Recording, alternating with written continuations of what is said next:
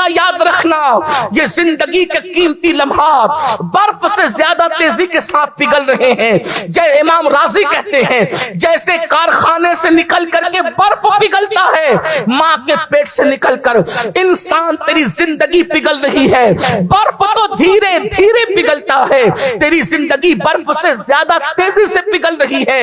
ہر second کاٹا گھڑی کا تجھے موت کے قریب کر رہا ہے، ہر گزرنے والا گھنٹہ تجھے موت کے قریب کر رہا ہے. اللہ اکبر.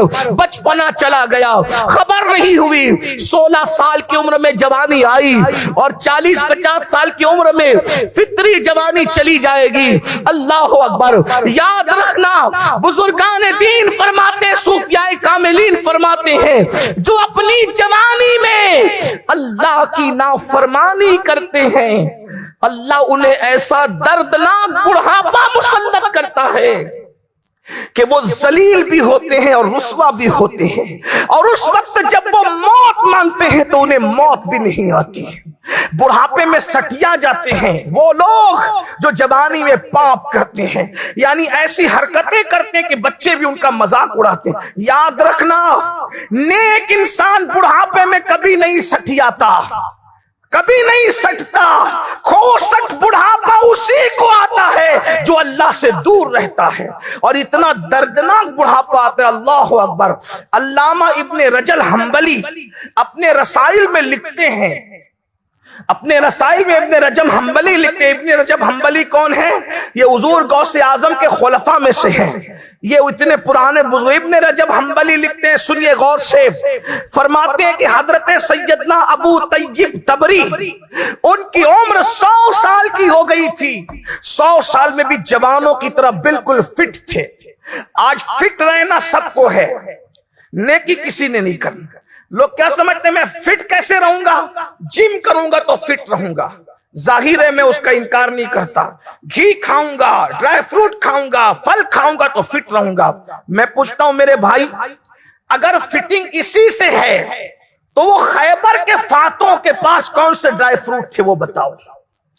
وہ بدر کے فاتحین کے پاس کون سے جو ہے وہ مرغن غذائیں تھی؟ انہیں تو 2-2 3-3 5-5 دن تک کوئی کھانا میسر نہیں آتا تھا. وہ طاقت کون سی تھی بتائیں؟ سرکار غریب نواز 97 سال کی عمر میں بھی فٹ تھے، کھڑے ہو کے نماز پڑھتے تھے. جس نے 3 دن کے بعد 3 لقمے کھانے ہیں، جس نے 7 دن کے بعد 3 لقمے کھانے ہیں، ہمیشہ روزہ رہنا ہے، ایک کرتے پہ پوری زندگی گزار دی، ان کے پاس کیا تھا؟ یاد رکھو غذاؤں میں اتنی طاقت نہیں. میں انکار نہیں کر رہا ہوں، غذا ظاہری طور پہ طاقتور ہے، لیکن سن لیجئے غذاؤں میں اتنی طاقت نہیں ہے جتنی طاقت اللہ نے نیکیوں میں رکھی ہے. کیونکہ غذا کھاؤ گے تو صرف جسم طاقتور بنے گا، لیکن بچے گا کہ نہیں بچے گا کوئی گارنٹی نہیں. مگر نیکی اس طاقت کا نام ہے کہ جسم میں بھی قوت پیدا ہوگی اور روح میں بھی قوت پیدا ہوگی. ایک عزیز نے مجھ سے کہا یہ کھاؤ تو دماغ تیز چلتا ہے. میں نے کہا اچھی بات ہے، ظاہری اعتبار سے دور کے حساب سے اچھی بات کر رہے ہو، یہ معجون کھاؤ وہ کھاؤ وہ کھاؤ. میں نے کہا اچھی بات ہے، لیکن آپ سے پوچھنا چاہتا ہوں وہ لوگ جو 200 اشعار فی البدی کہہ دیتے تھے انہوں نے کون سے معجون کھائے تھے؟ کون سی دماغین کھائی تھی؟ کون سا دیسی گھی کا؟ مجھے بتائیں تو صحیح. وہ تو کھجور اور پانی پہ گزارا کرتے تھے، ان کے گھر میں تو مہینے بھر چولہے نہیں جلتے تھے. اس سے پتا چلا کہ ہم سب ظاہر کے پجاری ہو رہے ہیں. حالانکہ میں ظاہری غذاؤں کا انکاری نہیں ہوں، لیکن مجھے بتاؤ تو صحیح، خوب کھا رہے ہو اور خوب کھا رہے ہو، لیکن اس کے باوجود بھی 40 سال کی عمر میں ہم کرسی پر آ گئے، 50 سال کی عمر میں کرسی پر آ گئے. دیکھ لیجئے غریب نواز نے 60 سال کے بعد پہلی شادی کی ہے، اور اس کے بعد شہزادوں کی ولادت بھی ہوئی ہے. تصور، غریب نواز غوث پاک کی امی جان 40 سال کے بعد ماں بنتی ہے اور شہزادوں کی ولادت ہوتی. توجہ فرمائیں، یہ قوتیں کہاں تھی؟ یہ نیکی کی قوت. تو ابن رجب حنبلی لکھتے ہیں ابو طیب تبری کو اللہ نے 100 سال کی عمر دی اور 100 سال میں بھی فٹ تھے. فٹ سب رہنا چاہتے، لوگ تلاش کرتے کیسے فٹ رہیں گے. فٹ رہنے کا نسخہ لو، اور اللہ کرے ہم نیک ہوں. اب کچھ لوگ کہیں گے نہیں ہم تو نماز پڑھتے ہیں حضرت، ہم بھی فٹ نہیں ہیں. ہم نے کہا صرف نماز پڑھنے سے کوئی نیک نہیں ہوتا، دل کے اندر ہم نے تکبر، گھمنڈ، حسد، حرص کے کتے سور بٹھا رکھے ہیں. کون سی نماز کی بات کرتے ہیں؟ ایک بزرگ مسجد آ رہے ہیں تو رو رہے ہیں. کسی نے کہا کیوں رو رہے ہیں؟ تو کہا رونے کی وجہ یہ ہے کہ جس کا منہ پاک نہ ہو، ہاتھ پاک نہ ہو، پیر پاک نہ ہو، یعنی جو وضو نہ کرے، جس کا بدن پاک نہ ہو مسجد نہیں آ سکتا. تو جس کا دل نہ پاک ہو اس کو مسجد آنے کا حق کیا ہے؟ برادری کے نام پر دلوں میں حسد، بغض، کینے، تجارت کے نام پر دلوں میں حسد، بغض، کینے، میں بڑا اور میرے موچو پرتاؤ، میں چودھری، میں فلاں، میں فلاں، میں فلاں. او بندے تو کچھ نہیں ہے. منہا خلقناکم وفیہا نعیدکم ومنہا نخرجکم تارۃ اخری. کچھ نہیں ہے تیری حیثیت. اگر تو نے یار کو راضی کر لیا تو تو فرشتوں سے بہتر ہے، اور اگر تو یار کو راضی نہ کر سکا تو کتے تجھ پہ سبقت لے گئے. اٹھ بلیا چل یار منا لے ورنہ بازی لے گئے کتے. بابا بلے شاہ کہتے ہیں اللہ کو راضی کر لے ورنہ کتے تجھ پہ بازی لے جائے. آج ہم ڈوبے ہوئے، ہر آدمی نشے میں ہے. لوگ کہتے ہیں نشے پہ تقریر کرو. میں نے کہا نشے میں کون نہیں ہے وہ تو بتاؤ. شراب کا نشہ بھی خطرناک ہے، لیکن یہ گھمنڈ کے نشے سے بھی تو لوگ نکلے. جو نماز پڑھ رہا ہے وہ نیکی کے نشے میں ہے، جو اعلیٰ نسب ہے وہ نسب کے نشے میں ہے، جو جوان ہے وہ حسن اور جوانی کے سب تو نشے میں ہی ہے.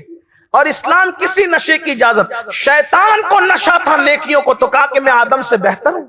دیکھا اس کے نشے نے اس کو برباد کیا کہ نہیں کیا. فرعون کو نشہ تھا بادشاہت کا، اس نے کہا انا ربکم الاعلی. تخت و تاج کا نشہ تھا، نمرود کو کہا انا ربکم الاعلی. جو جو نشے میں گیا وہ بہک گیا. اسی لیے ہمارے مذہب نے کہا کسی نشے کی ہم اجازت نہیں دیتے سوائے ایک نشے کے. بس ہمارے ایک ہی نشے کی اجازت ہے، اور وہ نشہ عشق مصطفیٰ ہے. اور یہ نشہ ایسا ہے، میں بار بار کہہ چکا ہوں، اس کو اب دہراتا نہیں، لیکن اتنا ضرور کہتا ہوں، یہ نشہ اگر حبشی کو ملے تو کعبے کی چھت پہ نظر آ جائے، اور قرنی کو ملے تو پھر صحابہ اس سے دعا کرواتے ہوئے نظر آ جائے. یہ نشے کی بات ہی الگ ہے. تو میں عرض کیا کر رہا تھا، ابن رجب حنبلی لکھتے ہیں، علامہ ابن طیب تبری کو جوانی ملی، 100 سال کی عمر، فٹ ہیں. لوگوں نے پوچھا اب اتنے فٹ کیسے ہیں؟ آپ کی صحت کا راز کیا ہے؟ اتنے فٹ کیسے ہیں آپ اتنے فٹ کیسے ہیں؟ حضرت ابن طیب تبری فرماتے ہیں، ابو طیب تبری فرماتے ہیں کہ میری صحت کا راز یہ ہے کہ جب میں جوان تھا تو میں نے جوانی میں اپنے آپ کو گناہوں سے بچایا اور اللہ کی عبادت کی. جوانی کو میں نے گناہوں سے بچایا، اللہ نے میری جوانی کو بڑھاپے سے بچا لیا.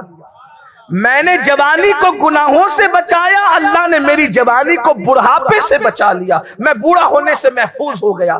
اور اسی ابن رجب حنبلی لکھتے ہیں ابو طیب تبری کے بعد کہ بغداد میں سید الطائفہ حضرت جنید بغدادی ایک بازار سے گزر رہے ہیں. بغداد عروس البلاد رہا ہے پہلے سے، شہروں کا شہر کہلاتا تھا، شہروں میں دلہن کہلاتا تھا، اب بھی کہلاتا ہے. بڑی رونق تھی بغداد معلیٰ کی.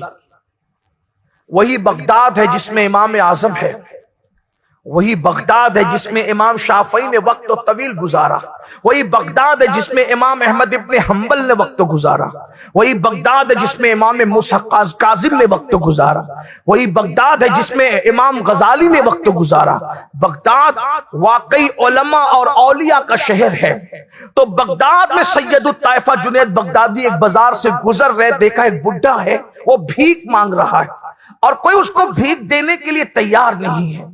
تو مریدین نے کہا حضرت عجیب حال ہے لوگوں کا، بغداد کے لوگ کیا اتنے بے مربت ہو گئے؟